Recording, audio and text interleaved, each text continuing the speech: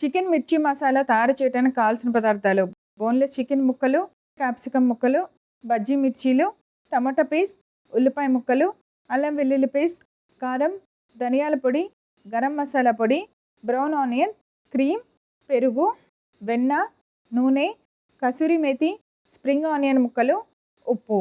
Chicken మిర్చి మసాలా తయారు చేసుకునే విధానం: ముందుగా స్టవ్ వెలిగించి పాన్ పెట్టుకొని వేడెక్కనివ్వాలి. ఇప్పుడు ఒక మిక్సింగ్ బౌల్ తీసుకొని అందులో బోన్లెస్ చికెన్ ముక్కలు తీసుకోవాలి.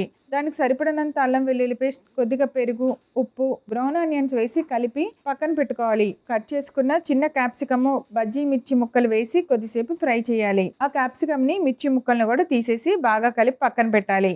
ఇప్పుడు అదే పాన్లో ఉల్లిపాయ ముక్కల్ని వేసి కొద్దిసేపు ఫ్రై అవనివ్వాలి. తర్వాత కూరకి సరిపడినంత కారం, ధనియాల పొడి, టమాటా పేస్ట్ వేసి బాగా వేగనివ్వాలి. ఇప్పుడు మనం ముందుగా మిక్స్ చేసిన మసాలా చికెన్ ముక్కలన్నిటినీ టమాటా పేస్ట్లో వేసి కొద్దిగా నీళ్లు పోసి సరిపడినంత ఉప్పు వేసి మూత పెట్టి చికెన్ గ్రేవీ అంతా బాగా ఉడికేంత వరకు ఉడికించాలి.